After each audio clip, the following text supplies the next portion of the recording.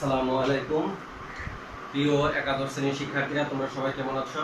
আশা করি আল্লাহ তাআলার অশেষ রহমতে তোমরা সবাই ভালো আছো। আমিও আলহামদুলিল্লাহ ভালো আছি। Dakshin Monshi model high school and college কর্তৃক আয়োজিত আজকের অনলাইন ক্লাসে তোমাদের সবাইকে স্বাগতম। প্রিয় শিক্ষার্থীরা, গত 3 ক্লাসে আমি তোমাদের ফিনান্স ব্যাংকিং ও বীমা এর প্রথম পত্রের প্রথম অধ্যায় নিয়ে কিছু থিওরিটিক্যাল আলোচনা করছিলাম। আর প্রথম অধ্যায়টা মূলত থিওরিটিক্যাল, এজন্য থিওরিটিক্যাল আলোচনা। আমরা পড়ছিলাম অর্থায়নের ক্রমবিকাশ। অর্থায়নের ক্রমবিকাশে আমরা 1960-এর দশক পর্যন্ত উল্লেখযোগ্য ঘটনাগুলো আমরা আলোচনা করেছিলাম। তো আমরা জেনেছিলাম যে 1940 দশকের উল্লেখযোগ্য ঘটনাগুলো হলো ওই সময় কোম্পানির প্রতিরক্ষা শিল্পের জন্য প্রয়োজনীয় জিনিস উৎপাদন শুরু হয় এবং ওই সময় আর্থিক ব্যবস্থাপকের নিকট সকল কোম্পানির মূলধন ব্যবস্থাপনা চ্যালেঞ্জ হিসেবে দেখা দেয়।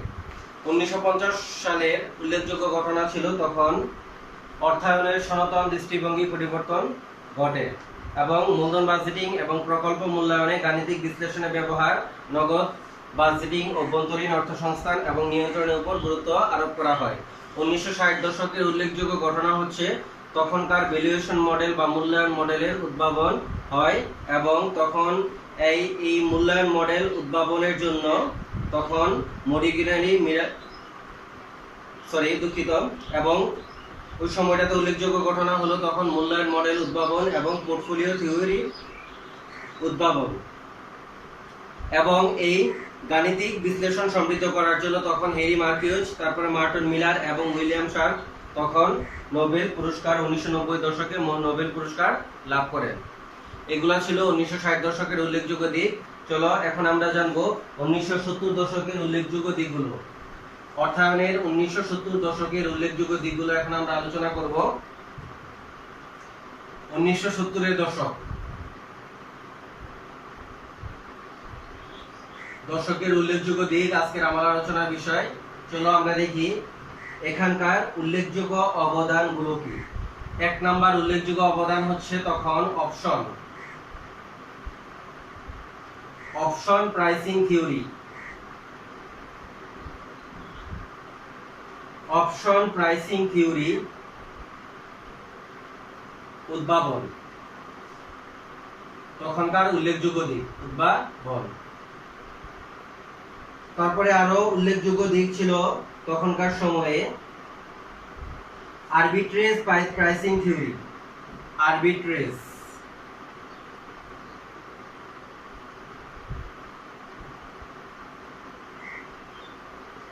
আরবিট্রেজ প্রাইসিং থিওরির উদ্ভাবন। তখনকার আরো উল্লেখযোগ্য দিক ছিল 1960-এর দশকে উল্লেখযোগ্য দিকগুলো আলোচনা করছি। তখন আরো উল্লেখযোগ্য দিক ছিল সেটা হলো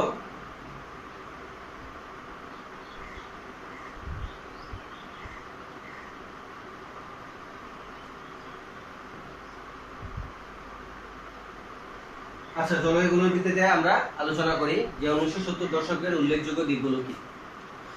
1970 দশকের উল্লেখযোগ্য দিক হচ্ছে অপশন প্রাইসিং থিওরি। এই থিওরির উদ্ভাবন, অপশন প্রাইসিং থিওরি, এই থিওরির উদ্ভাবন ছিল 1970 দশকের উল্লেখযোগ্য দিক। এখন আমরা জানি যে কে এই থিওরির উদ্ভাবন করেছিলেন। ব্ল্যাক এবং স্কলস কর্তৃক এই থিওরি উদ্ভাবিত হয়। 1953 সালে এই অপশন মূল্যায়ন মডেলটি ঝুঁকি ব্যবস্থাপনার ক্ষেত্রে গুরুত্বপূর্ণ সহায়ক হিসেবে পালন করে। 1973 সালে এই অপশন মূল্যায়ন মডেলটি অর্থাৎ অপশন প্রাইসিং থিওরিটি ঝুঁকি ব্যবস্থাপনার ক্ষেত্রে গুরুত্বপূর্ণ ভূমিকা পালন করে। তাহলে আমরা দেখতে পাচ্ছি অপশন প্রাইসিং থিওরি ঝুঁকি ব্যবস্থাপনার ক্ষেত্রে গুরুত্বপূর্ণ ভূমিকা পালন করে। এখন তোমাদের জানতে হবে ঝুঁকি ব্যবস্থাপনা কি। ঝুঁকি ব্যবস্থাপনা হচ্ছে যে উপায়ে ঝুঁকিটাকে সর্বনিম্ন করা যায় বা যে পদ্ধতির মাধ্যমে ঝুঁকিটাকে সর্বনিম্ন করা যায়, এটাকে সর্বনিম্ন করে মুনাফা বৃদ্ধি করা যায়, একে বলা হয় ঝুঁকি ব্যবস্থাপনা। তো ঝুঁকি ব্যবস্থাপনার ক্ষেত্রে গুরুত্বপূর্ণ ভূমিকা পালন করে এই অপশন প্রাইসিং থিওরি মডেল, গুরুত্বপূর্ণ ভূমিকা পালন করে। তারপর রবার্ট সি মার্টন এই অপশন মডেলটিকে সম্প্রসারিতভাবে গাণিতিক ব্যাখ্যা সহকারে তুলে ধরেন। ব্ল্যাক এবং স্কোলস কর্তৃক এই মডেলটি উদ্ভাবন হওয়ার পরে রবার্ট সি মার্টন এই মডেলটিকে আরো সম্প্রসারিত করেন এবং গাণিতিক ব্যাখ্যা সহকারে তুলে ধরেন। তাদের এই অবদানের জন্য 1997 সালে Fisher Black and Robert C Merton Nobel পুরস্কার লাভ করেন। যেহেতু তারা অপশন প্রাইসিং থিওরি মডেল উদ্ভাবন করেন এবং এটা ঝুঁকি ব্যবস্থাপনার ক্ষেত্রে গুরুত্বপূর্ণ ভূমিকা পালন করে এবং এই পদ্ধতিটাকে আরো সম্প্রসারণের জন্য 1997 সালে রবার্ট সি মার্টন এবং ফিশার ব্ল্যাক 1997 সালে নোবেল পুরস্কার লাভ করেন। পরবর্তীকালে অর্থাৎ 1973 পরবর্তী সময়ে রোজ কর্তৃক 1976 সালে এই আরবিট্রেজ প্রাইসিং থিওরি অর্থাৎ আরবিট্রেজ প্রাইসিং থিওরি এটা 1976 সালে উদ্ভব হয়। তাছাড়াও 1976 সালে জেনসেন এন্ড ম্যাকক্লিন এজেন্সি তত্ত্বের উদ্ভাবন ঘটান। আমরা দেখতে পাচ্ছি 1976 সালে আরবিট্রেজ প্রাইসিং থিওরি মডেল উদ্ভাবন হয় এবং পরবর্তীকালে জেনসেন এবং ম্যাকক্লিন এজেন্সি তত্ত্বের উন্নয়ন ঘটে। জেনসেন এন্ড ম্যাকক্লিন তত্ত্ব কি বা এই তত্ত্বের কাজ ছিল কি এখন আমরা জানি। এই তত্ত্বে মালিক পক্ষ অর্থাৎ শেয়ার হোল্ডার এবং প্রতিনিধিদের অর্থাৎ ম্যানেজারের মধ্যে যে স্বার্থজনিত দ্বন্দ্ব রয়েছে এই দ্বন্দ্ব নিয়ে আলোচনা করা হয়, সেটা হলো জেনসেন এন্ড ম্যাকক্লিন এজেন্সি তত্ত্বে। তাহলে 1960-70 দশকের উল্লেখযোগ্য ঘটনাগুলো আমরা জানলাম। উল্লেখযোগ্য ঘটনার মধ্যে দুইটা হলো, একটা হলো অপশন প্রাইসিং থিওরি উদ্ভাবন, আরেকটা হলো আরবিট্রেজ প্রাইসিং থিওরির উদ্ভাবন। এবং অপশন প্রাইসিং থিওরির উদ্ভাবক ছিলেন ব্ল্যাক এবং scroll option pricing theory model উদ্ভাবন করেন, আর আরবিট্রেজ প্রাইসিং মডেলের উদ্ভাবন করেন রবার্ট সি মার্টন। দুঃখিত, রোজ আরবিট্রেজ প্রাইসিং থিওরি উদ্ভাবন করেন। এটাই ছিল 1970 দশকের উল্লেখযোগ্য দিক এবং এই থিওরিগুলো ঝুঁকি ব্যবস্থাপনা নিয়ে কাজ করত, অর্থাৎ কিভাবে ঝুঁকিটাকে কমানো যায় এরকম ব্যাখ্যা দেওয়া হতো এই তত্ত্বগুলোতে। তারপর চলো শিক্ষার্থীরা আমরা দেখি 1980 দশকের উল্লেখযোগ্য দিকগুলো কি কি। 1980 দশকের উল্লেখযোগ্য দিক নিয়ে এখন আমি আলোচনা করছি। 1980 দশকের উল্লেখযোগ্য দিক, যদি 1980 দশকের উল্লেখযোগ্য দিক নিয়ে আলোচনা করি তাহলে এক নম্বরে আমাকে যেটা আলোচনা করতে হবে সেটা হলো প্রযুক্তির উন্নয়ন ব্যাপকভাবে উৎকর্ষতা লাভ করে এই দশকে। প্রযুক্তির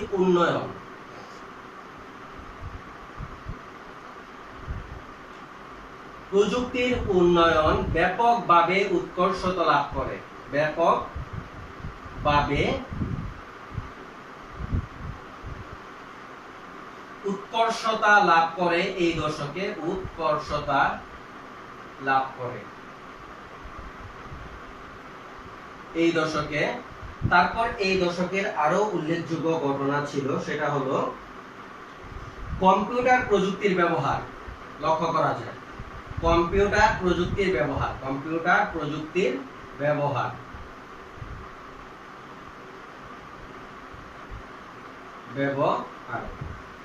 তারপর আমরা আরো উল্লেখযোগ্য জিনিসগুলো দেখি, সেটা হচ্ছে এই সময় আরো উল্লেখযোগ্য ঘটনা হলো ফিউচার ফরওয়ার্ড এবং সোয়াপ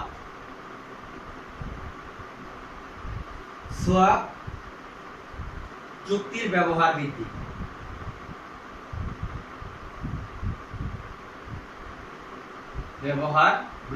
এটা ছিল এই সময়ের উল্লেখযোগ্য ঘটনাগুলো। 1980 দশকে উল্লেখযোগ্য ঘটনাগুলো ছিল হচ্ছে এগুলো। তাহলে আমরা দেখতে পাচ্ছি 1980 দশকে প্রযুক্তির ব্যাপকভাবে উৎকর্ষতা লাভ করে এবং আর্থিক বাজার ব্যাপকভাবে বিস্তৃতি লাভ করে 1980 এর দশকে। তখন আর্থিক ব্যবস্থাপকের দায়িত্ব অনেক বেড়ে যায়। তখন বৈদেশিক মুদ্রার বিনিময় হার দ্রুত ওঠানামার কারণে আন্তর্জাতিক বাণিজ্যে বিভিন্ন সৃষ্ট দায় দেনা হতে উদ্বুদ্ধ ঝুঁকি হ্রাস করতে তখনকার আমরা দেখতে পাচ্ছি যে বৈদেশিক মুদ্রার বিনিময় হার তোমরা জানো এক দেশের মুদ্রার সাথে আরেক দেশের মুদ্রার কিন্তু একটা বিনিময় হার রয়েছে এবং এই বিনিময় হার কিন্তু ওঠানামা করে। যেমন বাংলাদেশের 80 টাকা হচ্ছে মার্কিন যুক্তরাষ্ট্রের 1 টাকা, 80 সামথিং। এই যে একটা বিনিময় হার আছে এটা কিন্তু ওঠানামা করে। তো এই বিনিময় হারের দ্রুত ওঠানামার কারণে আন্তর্জাতিক বাণিজ্যে যে দায় দেনা সৃষ্টি হয়, এই সংক্রান্ত ঝুঁকি হ্রাস করার জন্য এই ফিউচার ফরওয়ার্ড এবং সোয়াপ চুক্তির ব্যবহার কিন্তু তখন অনেক বৃদ্ধি পায়। ফিউচার ফরওয়ার্ড এবং সোয়াপ চুক্তি সম্পর্কে তোমরা উপরের শ্রেণীতে অর্থাৎ অনার্স এবং মাস্টার্স লেভেলে তোমরা জানতে পারবে যে ফিউচার ফরওয়ার্ড এবং সোয়াপ চুক্তি কি, এগুলো সম্পর্কে। এগুলো চুক্তির ব্যবহার বৃদ্ধি পায় কেন? আমদানি এবং রপ্তানি সংক্রান্ত অর্থাৎ বৈদেশিক বাণিজ্যের ক্ষেত্রে বিনিময় হার ওঠানামার যে ঝুঁকি রয়েছে এই ঝুঁকিগুলো হ্রাস করার জন্য এই পদ্ধতি কিন্তু তখন উদ্ভাবন হয়। তাছাড়া আমরা দেখতে পাচ্ছি এই দশকে আরেকটা উল্লেখযোগ্য দিক হলো কম্পিউটার প্রযুক্তির ব্যবহার, অর্থাৎ কম্পিউটার প্রোগ্রামের সাহায্যে স্বল্পমেয়াদী আর্থিক ব্যবস্থাপকের বিশ্লেষণ তখন অনেক বেড়ে যায়। তাছাড়া এই সময়ে আর্থিক সেবা শিল্প এবং অন্যান্য শিল্পের ক্ষেত্রে এই সময়ে আর্থিক সেবা শিল্প সহ অন্যান্য শিল্পের ক্ষেত্রে সরকারি বিধিনিষেধ শিথিল করা হয়। তাহলে আমরা দেখতে পেলাম যে 1960 সালে আধুনিক অর্থায়নের যাত্রা শুরু হওয়ার পর 1980 দশকে প্রযুক্তির ব্যাপকভাবে ব্যবহার, অর্থাৎ কম্পিউটার প্রযুক্তির ব্যাপকভাবে ব্যবহার কিন্তু 1980 দশকে লক্ষ্য করা যায়। তাছাড়া ওই সময়ে কম্পিউটার প্রোগ্রামের সাহায্যে স্বল্পমেয়াদী আর্থিক ব্যবস্থাপনা বিশ্লেষণ অনেক বেড়ে যায়। তার পরবর্তীতে এই ছিল 1980 দশকের উল্লেখযোগ্য ঘটনা। চলো এখন আমরা সর্বশেষ 1990 দশকে উল্লেখযোগ্য ঘটনা জানি। এর মাধ্যমে কিন্তু আমাদের এই আলোচনা শেষ হবে।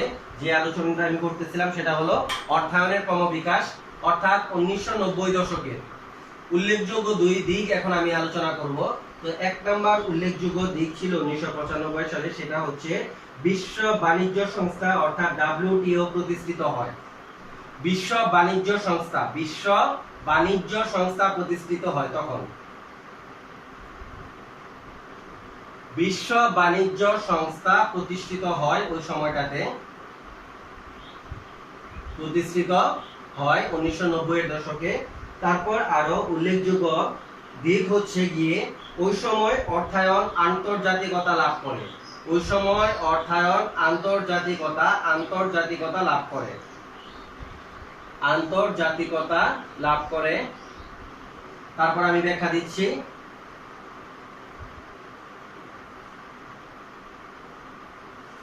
তাহলে আমি আলোচনা করতেছি সেটা হলো 1990 দশকে 1995 সালের ক্ষেত্রে 1990 দশকের উল্লেখযোগ্য ঘটনা আমি আলোচনা করছি। 1995 সালে 1 জানুয়ারি বিশ্ব স্বাস্থ্য সংস্থা অর্থাৎ ইংরেজিতে আমরা বলি ওয়ার্ল্ড ট্রেড অর্গানাইজেশন প্রতিষ্ঠিত হয়। এর ফলে আমদানি এবং রপ্তানির ক্ষেত্রে বিভিন্ন যে বাধা নিষেধ ছিল এগুলা কিন্তু অপসারণ করা হয়। ফলে বিশ্বব্যাপী অবাধ এবং প্রতিযোগিতামূলক বাণিজ্যের পরিবেশ সৃষ্টির পথ সুগম হয়।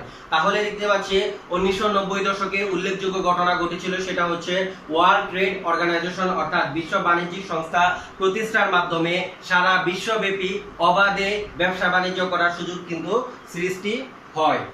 এবং আমরা তখন দেখতে পাচ্ছি যে ব্যবসাটা তখন বিশ্বব্যাপী লাভ করে এবং প্রতিযোগিতামূলক বাণিজ্যিক পথ তখন কিন্তু সুগম হয়। এবং ওই সময় আমরা বলতে পারি অর্থায়ন কিন্তু তখন আন্তর্জাতিকতা লাভ করে। তখন বহুজাতিক কোম্পানিগুলো বিনিয়োগ সিদ্ধান্তের ক্ষেত্রে পৃথিবীর কোথায় কখন কোন পণ্য উৎপাদন করবে এবং কোথায় বিক্রি করলে লাভবান হবে সেই কথা কিন্তু তখন বিবেচনা করত।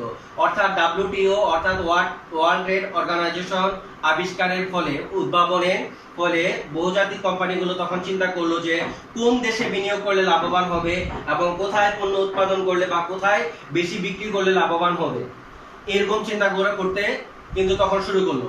বহুজাতিক কোম্পানিগুলো বলতে যেমন আমরা যদি দেখি ইউনিলিভার কোম্পানি, এই ইউনিলিভার কোম্পানি কিন্তু বিশ্বব্যাপী ব্যবসা পরিচালনা করতেছে। ইউনিলিভার কোম্পানি যেমন বাংলাদেশে বিক্রয় করতেছে, বাংলাদেশে উৎপাদন করতেছে, তেমন পৃথিবীর অন্যান্য দেশেও কিন্তু ইন্ডিয়া বলি, তারপর হচ্ছে চীন, জাপান, অন্যান্য দেশে কিন্তু ইউনিলিভারের পণ্যগুলা কিন্তু এখানে চলে। তাহলে আমরা বুঝতে পারতেছি যে ওই 1990 দশকে হচ্ছে ব্যবসায় আন্তর্জাতিকতা লাভ করে। অন্যদিকে বিশ্বের কোনো আর্থিক বাজার কি প্রকৃতির এবং কোন বাজার হতে মূলধন সংগ্রহ করলে লাভজনক হবে তাও অর্থায়নের বিষয়বস্তুতে পরিণত হয়। এভাবে এই তথ্য প্রযুক্তি ও বিশ্বায়নের যুগে অর্থায়নের ক্ষেত্র আরো প্রসারিত হয়। প্রিয় শিক্ষার্থীরা, আমরা দেখলাম 1920-এর পূর্ববর্তী দশক থেকে 1990-এর দশক পর্যন্ত কিভাবে অর্থায়নের ক্রমবিকাশ হয়েছে। আমরা দেখতে পাচ্ছিলাম 1920-এর দশকে শুধুমাত্র একত্রীকরণ কার্যক্রম ছিল, অর্থাৎ ছোট কোম্পানিগুলো বড় কোম্পানির সাথে একত্রীকরণ হতো।